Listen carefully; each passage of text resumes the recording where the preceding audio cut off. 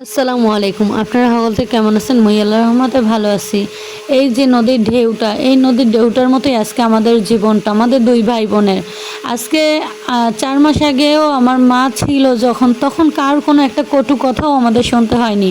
আর আজকে আমাদের মা নেই, বাবা তালুই হয়ে গেছে। কিন্তু আত্মীয়স্বজনের, আড়াপড়শি পাড়াপড়শি সবার মানে সকল ধরনের কথাগুলো শুনতে খুবই তুচ্ছ মনে হয় নিজেকে। আর আল্লাহর কাছে জিজ্ঞাসা করি, আল্লাহ এই দিনগুলো কি এত তাড়াতাড়ি দেওয়ার দরকার ছিল? আর কিছুদিন পর দিলেও তো দিতে পারতা। আজকে এমন একটা বিপদের সংকটে আছি, না কাউকে বলতে পারি, না কিছু সহ্য করতে পারি। মানে কেউ কোনো কিছু আমাদের দেখতেও পারতেছে না, সহ্যও করতে পারতেছে না। কে রে ভাই, আমরা কি কারোর কোনো ক্ষতি করছি? আমরা কি অপরাধ করছি? আজকে আমাদের মা নাই বলে আজকে কত মানুষের কত ধরনের কথা শুনি, না জানি এই কতটা কথা কত কাল শুনতে হবে। আর যাই হোক, কি বলবো, আর ভাগ্যে ছিল আমাদের এগুলো আমাদের শুনতে হবে, আমাদের সহ্য করে নিতে হবে। এটাই হচ্ছে আমাদের মানে ভাগ্য, যারে বলে ভাগ্যে। আল্লাহ তাআলা নাকি যারে সব থেকে বেশি কষ্ট দেয় তারা নাকি একদিন সুখ দেয়। কই, আজকে আমাদের 4 মাস হয়ে গেল, আমরা মা হারা হয়ে গেছি, বাবা হারা হয়ে গেছি, আজকে 3টা মাস হয়ে গেল, কই সুখ দেখতে পারলাম? একটার পর একটা তো আমাদের জীবনে দুঃখ এই ঢেউয়ের মতো দিয়ে যাচ্ছে আর নিয়ে যাচ্ছে, এই পানির মতো। কই সুখের তো একটা কোনো আকাঙ্ক্ষা, সুখের কোনো আশা তো আমরা পাচ্ছি না। কেমনে পাবো বলুন? আর কি আর বলবো, যদি ভাগ্যের, যদি আল্লাহ তাআলা আমাদের এই ঢেউয়ের পানির মতো যদি আমাদের জীবনটা কাটিয়ে নেয়, তারপরও আলহামদুলিল্লাহ। কারণ কি করব, আল্লাহ যা করে ভালোর জন্যই করে।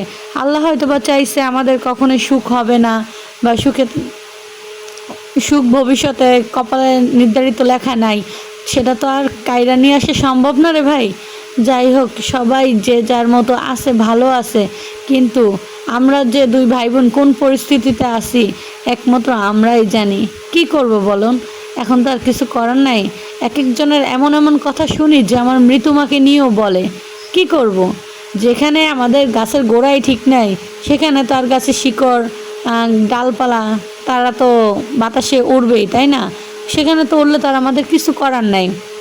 যাক, আল্লাহ যেহেতু আমাদের ভাগ্যে এগুলো লিখছে, এখন এগুলোকে আমরা মেনে নিলাম। আর কি করব বলুন? মেনে নেওয়া ছাড়া তো আর আমাদের কোনো কিছু উপায় নাই, তাই না? আর মানুষের মনে করেন যে মা মারা গেলে তাও সাপোর্ট দেওয়ার মতো সবাই থাকে, আর আমাদের দুই ভাই বোনের সাপোর্ট দেওয়ার মতো কেউ নাই, শুধু উপরে একজন আল্লাহ আছে। আর এই যে দুনিয়াতে মানুষ, এরা সবাই আছে শুধু মুখে মুখে, হ্যাঁ আমরা আসি না, সাপোর্ট দিই না, আমরা তোমাদের পাশে আসি না। কিন্তু ভাই বিশ্বাস করুন, বর্তমান যুগে আমাদের সাপোর্ট দেওয়ার মতো কেউ নাই। সবাই যতটুকু আছে মুখে মুখে আছে, কেউ অন্তর থেকে ভালোবাসে না, বুঝছেন? আর যাই হোক, যেহেতু যারা যারা মা হারাইছে অন্তত তারাই বুঝবে মা হারা কষ্ট এবং পরিবারের